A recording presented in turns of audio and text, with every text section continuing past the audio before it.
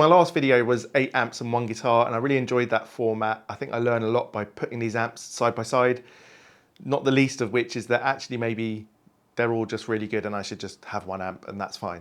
But it is a lot of fun comparing them, hearing back to back, you know, amps that you wouldn't always hear together, like a Victoria Silver Sonic next to a vintage 1967 Fender Super Reverb. So it's fun to hear them back to back.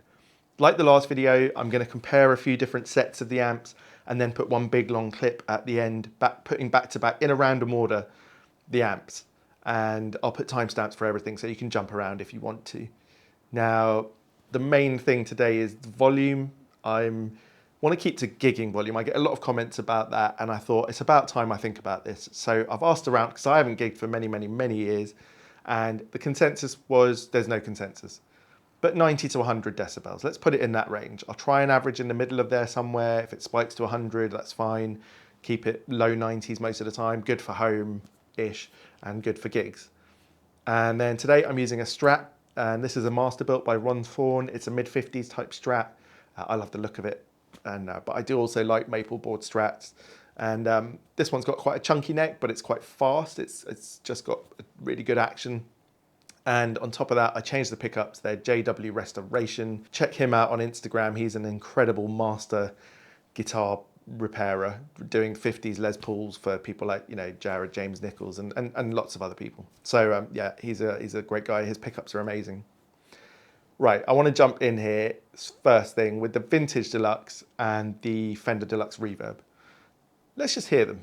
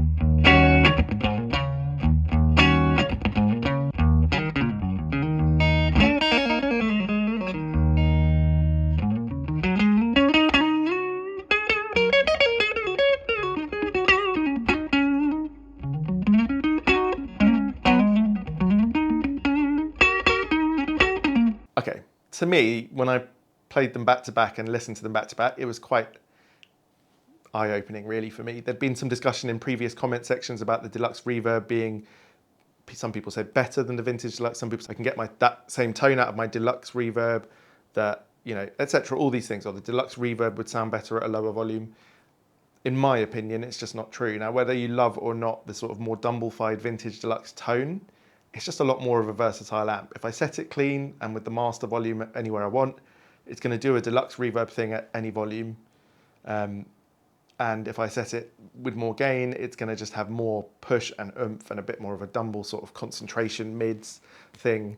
Now, if you love the Deluxe Reverb, you'd love the Deluxe Reverb. I didn't start with the Deluxe Reverb, so it's not something that I've personally played a lot of. And in this comparison, it just sounded a little bit too scooped. It felt really stiff to play at this volume. Wasn't a lot of fun, I've got to be honest. Now that's probably gonna get me shut down, that's fine. But I just think, even though actually the Vintage Deluxe may not be for me in the end because its character is a bit too Dumble, it's a bit too smooth, that ultimately it offers so much. It's double the price, yes. Having said that, we're gonna put a pedal in front of them now. Let's see what happens.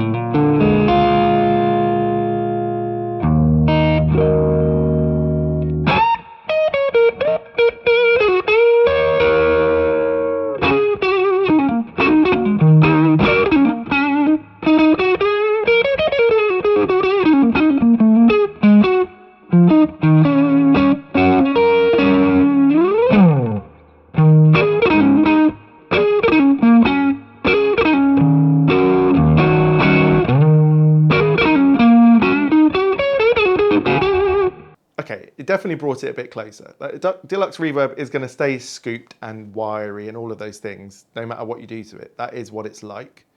I guess that's why people use things like tube screamers. And the Vemuram does have a bit of a mid-hump, but not as much as a tube screamer. It's a little bit more transparent. So it still stayed like that, especially with a Strat. The Vintage Deluxe, on the other hand, just grows a bit and feels, you know, if anything, even better to play with the pedal. So to me, there's no contest. If I was picking only between these two amps, I'd definitely pick the Vintage Deluxe. As much as a cool thing as I think a Deluxe Reverb is, and I do love, you know, old style Fender amps from tweeds to brown faces, black panels, and even silver panel ones. So yeah, I wish I could prefer the Deluxe Reverb. I just don't. Right, yeah, go and shoot me down. Okay, let's move on. So the next one, let's break this up a little bit. Let's go to the Marshall ones next, because I think this is a really interesting section. Now in this section, I'm putting the 59 Bassman, which didn't work properly in the last video, but is fine at this volume. The JTM45, which is from 1965, and the King Royalist Mk.3. Now it's going to be a bit of an extended section because I thought it'd be fun to play around with the King Royalist's various voicings. So why don't we just hear clean first, the JTM45 and the Bassman, and then we'll get stuck into the Royalist.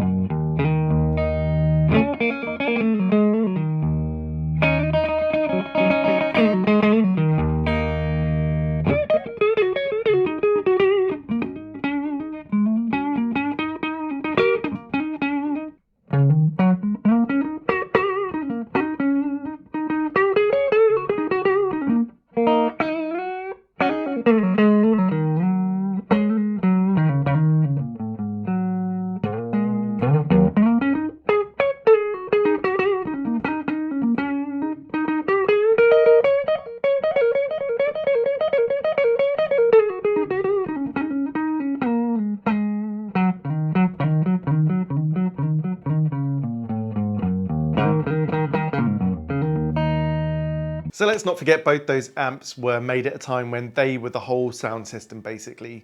And so they're made to be played pretty loud. They're both big amps, you know, they're 40-ish, 45 watts, I think. So they're not particularly meant to be played at this sort of very clean level, I would say. And they definitely, both of them respond better when they're loud. But you can't say the same of the King Royalist. I mean, it will respond amazingly well when it's loud, but this amp has been designed really to be a great modern equivalent. So the King Royalist has 2 channels. Each channel can be one of 3 voices. That's basically a JTM45 up to a super lead with what would be the one in between, just a lead, I guess. It's gone out of my head. Like a plexi. So we're going from like a JTM plexi super lead. And then each channel also has an attenuator that can go down quite far. So I'm going to be playing the 1970 channel, which is I think the super lead, and that's going to be at minus 15 decibels. So you can imagine I can get quite a lot more gain out of this amp to keep at the same volume as all the other amps. Let's hear how that sounds.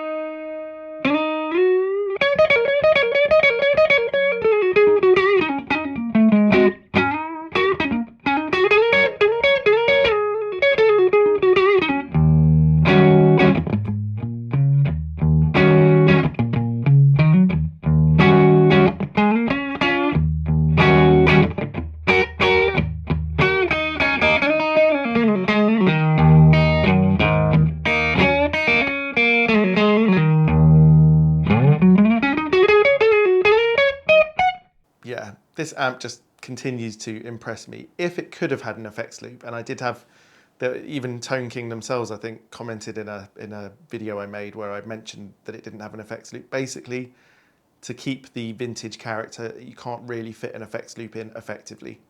So it doesn't have one, which is why, you know, some people may not buy it because they don't want reverb at the front. But if we forget that, this amp just impresses me incredibly. I love it. And it's so far my ultimate Marshall type amp for these vintage tones. So what I wanted to do here was to show you what it sounds like in the 3 channels separately at minus 24 decibels. How much, so basically I can put the gain basically on full, and yet it's still at the same decibels as the other amps. So this is quite a game-changing amp in that sense, I think, because to have that really vintage character, but with such a modern feature, just is a great idea.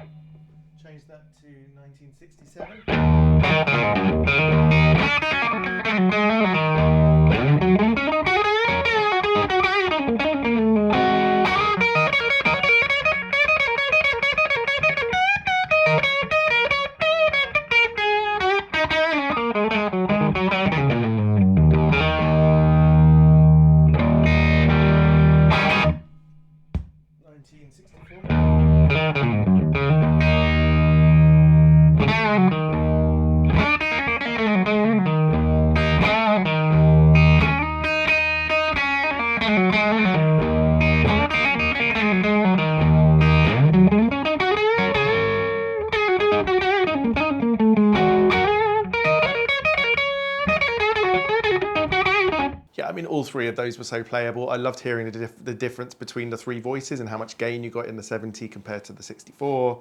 And it just seems to fit what I think these amps should be like. So yeah, I still need to do some more standalone videos on that particular amp.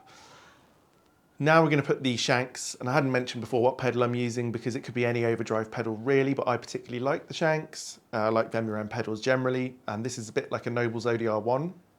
So it's got a bit of a mid hump, but not as much as like a Tube Screamer, and I just find that it's got more openness than a Tube Screamer, so I really like it. So yeah, let's hear the amps with that, and that does really help with the 2 older amps.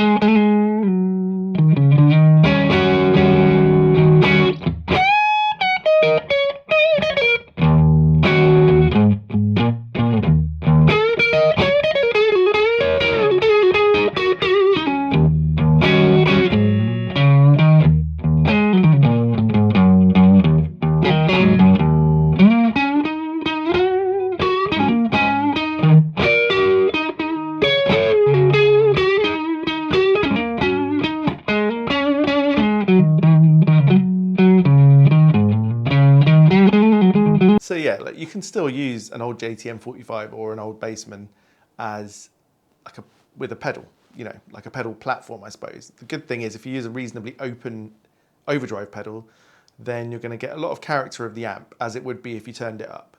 So I still think they're viable if you want to lug them around. The Bassman's pretty heavy. Overall, I would, if I had to pick between these three, given that the JTM45 and the Bassman are related, and the Royalist is obviously based on the JTM, I would pick the Royalist, which I think says a lot about this Tone King amp. I highly recommend it. Right, let's move on to another interesting set of amps. So this is going to be the 1967 Super Reverb, the Tone Master Fender Super Reverb, and the Rock Classic Reverb. So there's a couple of different things going on here. I wanted to hear the Super Reverb and the Classic Reverb. I've not really done that comparison yet. A lot of people always said the Rock Classic Reverb was like a Super Reverb on steroids, and I've been wanting to hear that more. And the other thing is the Tone Master Super Reverb versus the Vintage Super Reverb. So let's start by hearing the Vintage Super Reverb clean to get an idea how it all sounds.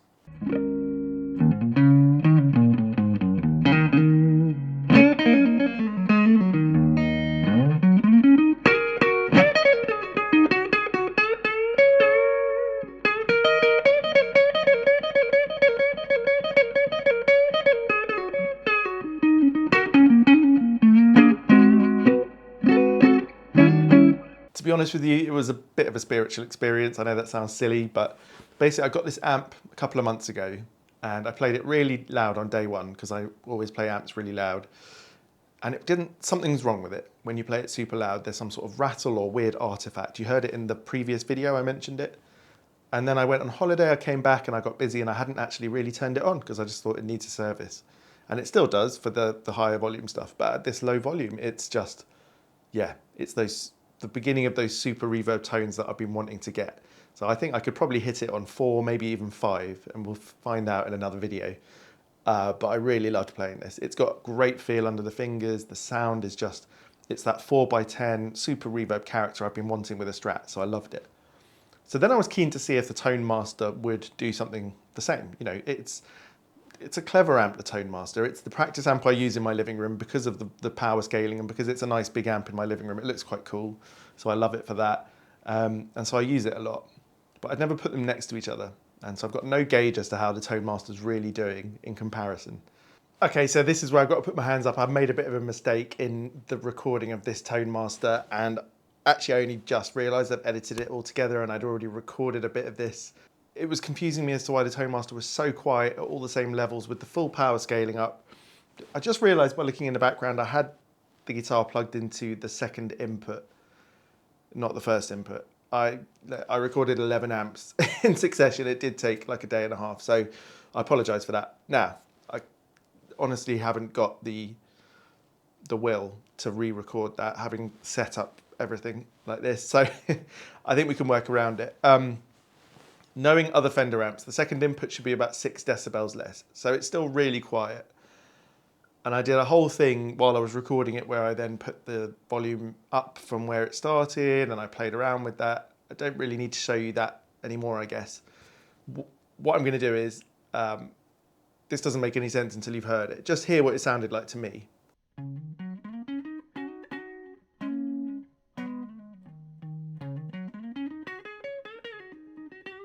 Okay, so that was super quiet. In the edit, I've left the volume really quiet as it was, and you can see on the decibel meter. What I'm going to do now is I'm going to push that up to the same level that the Super Reverb looks on my editing sort of wave, so you can hear what this sounded like in terms of the tone, because I'd set the amps completely identically.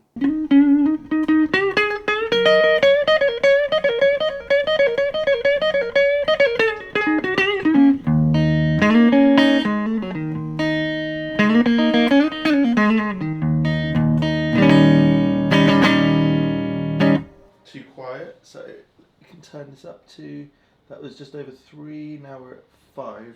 Okay, so ignore the decibel meter there and the fact you can hear my pick because the amp was so quiet. Yeah, my mistake. Even though if you add the 6 decibels that it should be, it's not the same. And the Tone Master is definitely quieter in general than the vintage Super Reverb. So what I did was then change it so that it went up to 5. So I might as well show you what that sounds like anyway. If I'd been aware that I was in the second input, none of this would have happened. But it doesn't really matter in terms of the tone so much.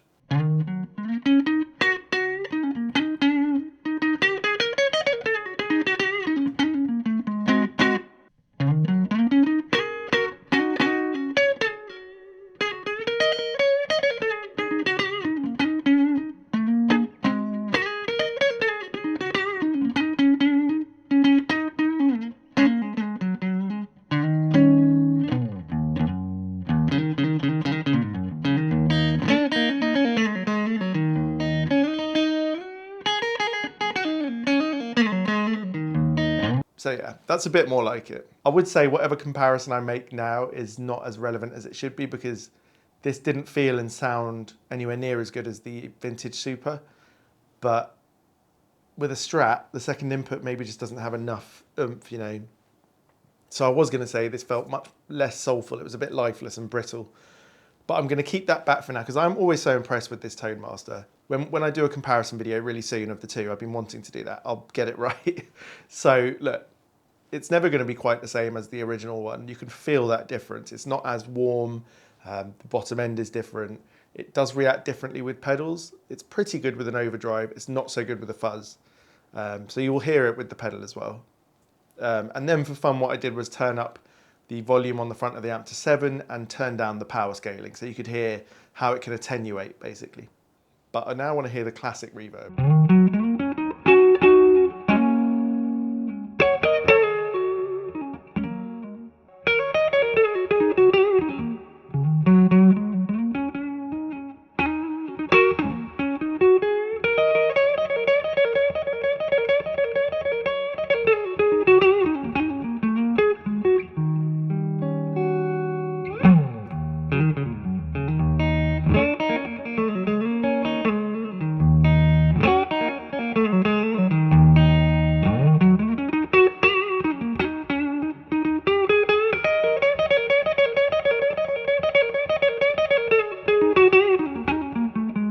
Now, this is a 100-watt classic reverb.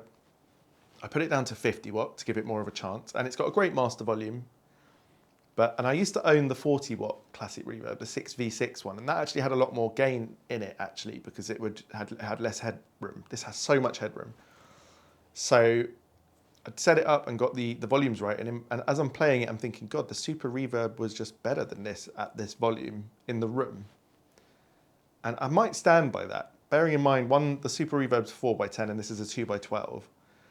And the classic reverb still sounded great, but I just thought the Super Reverb had a bit more character at that volume.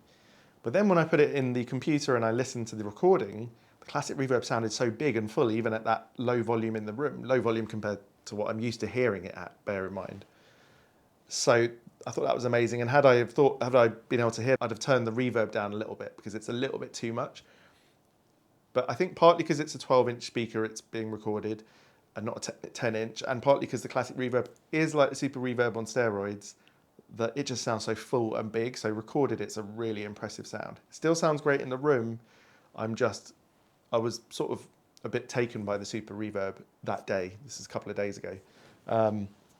So overall, the classic reverb is amazing. It's still my favorite amp, but the Super Reverb, definitely I want to play around with that more, and I want to get a 4x10 cabinet for the classic reverb so I can hear what that's like as well, because that would be fun. We'll do a video comparing Super Reverb to classic reverb and Super Reverb versus Tone Master Super Reverb. We'll do some like more in-depth stuff that will be fun with different guitars and things. Right, let's get the pedal in front of these.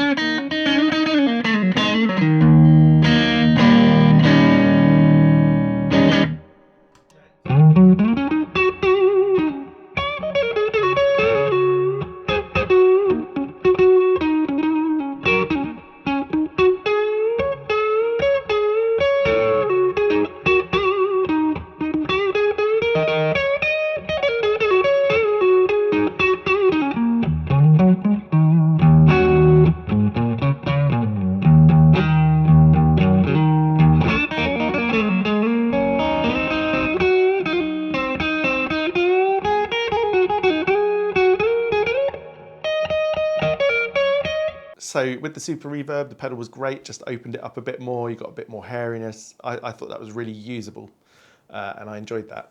The Classic Reverb is such a big high headroom amp that without pushing the gain a lot further, it does obviously beef up the amp, you get more of a lead tone, but it still sounds like a high headroom clean. I think in a bigger venue, that amp is just an absolute beast, right? For this stuff, it does do it. You will get those volumes, but it's probably less characterful than you want. And so in that respect, maybe the 40 watt version of it is better for this particular purpose. I sound like I've got a downer on the Classic. I haven't. It is my favorite amp. It's just, you know, when you come down to these volumes that I'm not used to playing at, which sounds silly, I know, but if you know my channel, you know I play at stupidly high volumes that I'm going to stop doing a lot of the time. The Classic is amazing at those high volumes, but it does sound a bit less amazing at these volumes. I mean, that's natural and is what it is. Now, what I wanted to do now with the Tone Master as a last thing was I wanted to put it up to 7 and then turn down the power scaling on the back. So let's just hear what that does and how much gain can you get out of this Tone Master Super Reverb whilst keeping at these volumes. Okay, I'm going to up the volume to 7, but reduce the wattage by 1 step. Okay, reduce it by another step.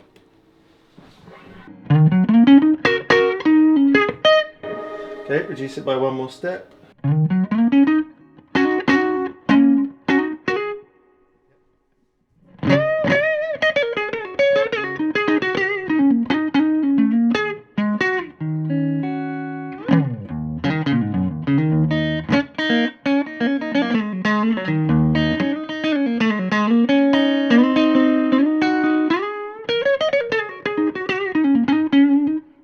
Just going to increase the bass a tiny bit.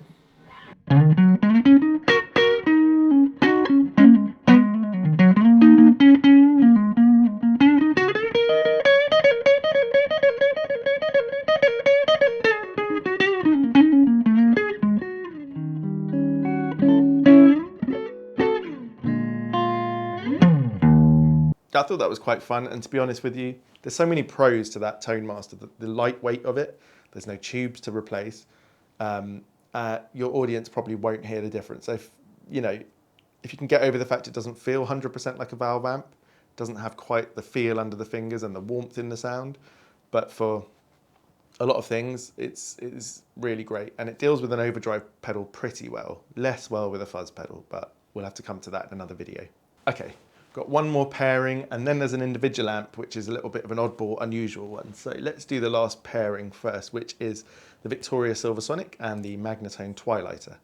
The Victoria Silversonic is on loan to me from Coda, just like the Deluxe Reverb and the Vintage Deluxe were. And I'm not sure if I've mentioned this yet, but in next week, Coda are going to loan me a Bartel Starwood. Is that what it's called? It's the medium-sized Bartel. I used to have the big Bartel, don't have it anymore, and they're going to lend me a 2-rock Bloomfield Drive 40 watt. I used to have the 100 watt. So those are going to come in, and the Deluxe Reverb and the Silversonic are going to go. The Vintage Deluxe will stay for a bit longer. So that's going to be really exciting. I think those are going to be some great comparisons that we'll do in a couple of these big videos. Okay, let's hear them clean, the Silversonic and the Magnatone Twilighter. They're both, well, the Silversonic has a half power switch, so it's normally about 20 watts and it's down to 10 watts here, which I think is a really useful feature. It allows you just to push the volume enough, the sort of channel volume enough, there's no master volume, to get just a little bit of warmth and bloom that you wouldn't on the high power mode at this volume.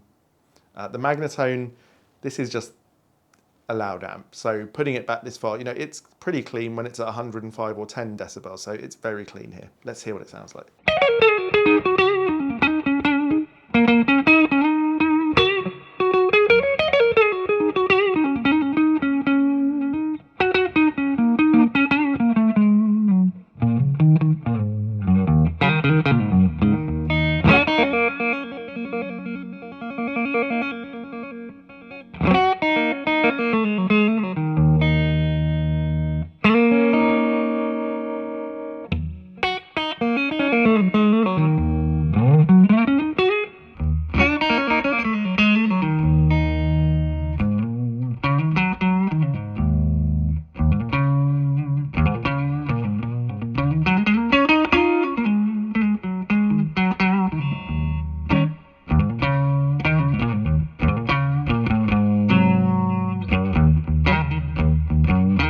So I thought the Silversonic was great there, you know, a lot of warmth and bloom. Would I be looking for one that has a master volume instead? Not necessarily. With these vintage style amps, often those master volumes don't do it any favors in terms of tone. So using a pedal with that makes more sense. The Magnatone, very clean, a little bit wiry and scooped. There's no mid control on that, unlike on the Silversonic. So I think with a Strat, it's not my favorite amp for a Strat. It doesn't do quite the thing I want. But let's get a pedal in front of them and see if it makes a difference.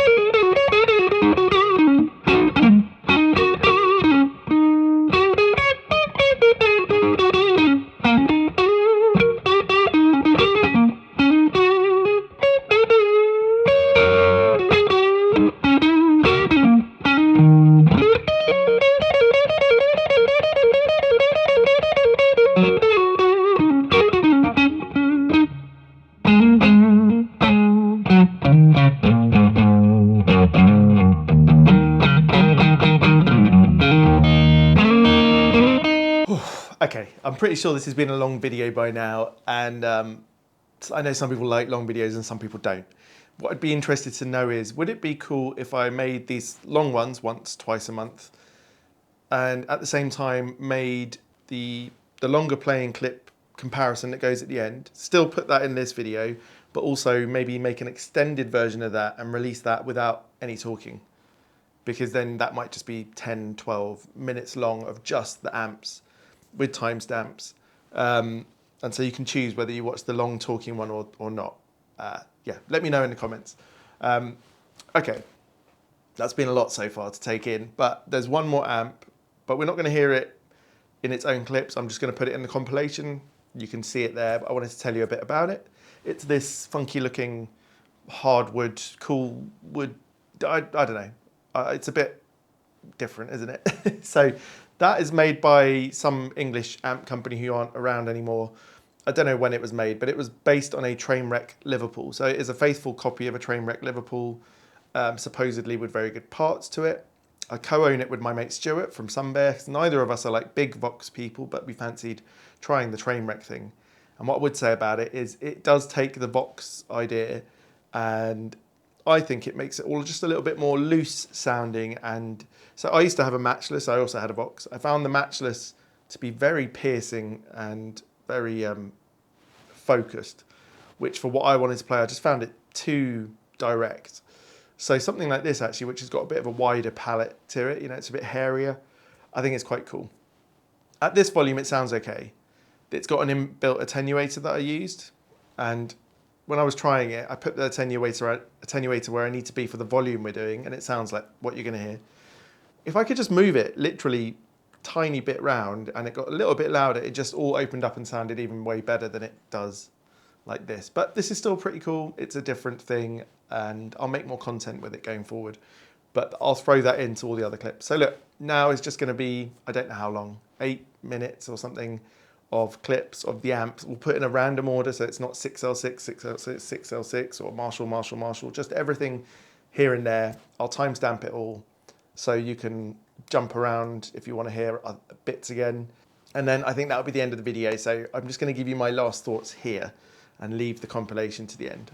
So overall, I found it really interesting playing at this volume. And as I said, it's something I want to do a lot more going forward.